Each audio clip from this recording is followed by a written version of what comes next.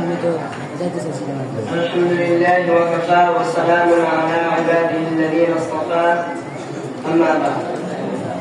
মহান বিজয় দিবস উপলক্ষে আয়োজিত আজকের আলোচনা সভার সম্মানিত সভাপতি মুহতারাম আসিফুল কালাম, সুদক্ষ পরিচালক ও সুপ্রিয় উপস্থিতি, আজ গোটা বাঙালি জাতি নানা বিভাজনে বিভক্ত হয়ে পড়েছে।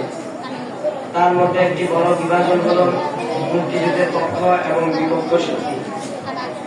এটি একটি অনিবার্য বিভক্তি, কেননা কোন স্বাধীনতার লড়াই গোটা দেশ একত্রে কাজ করে।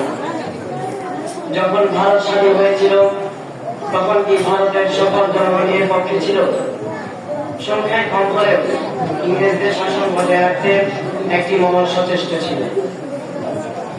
পাকিস্তানের তলানিতল ভূখণ্ডের সকল জনগণ কি 1947 সালে পাকিস্তানের পক্ষে ছিল? অবশ্যই নয়।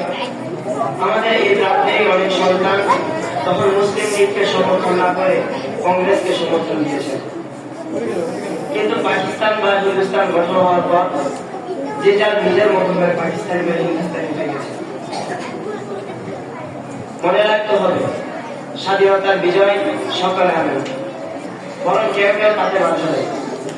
কিন্তু এই স্বাধীনতার বিজয় সকলেই উপভোগ করে। এটাই নিয়ম, এটাই সত্য। ঠিক একইভাবে আমাদের এই দেশকে স্বাধীন করতে আমাদের এই দেশের কিছু সন্তান লাগবে, তারাই স্বাধীনতার বিপক্ষ শক্তি। কিন্তু দেশ স্বাধীন হওয়ার পর দেশের স্বাধীনতা মেনে নিলে সে আর বিপক্ষ শক্তি।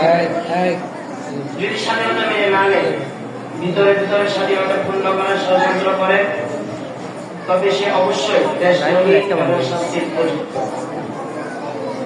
আজ আমি এই অবসরে অতি দুঃখ নিয়ে একটি বিষয়ে সকলের সচেতন দৃষ্টি আকর্ষণ করতে চাই। সেটি হলো একটি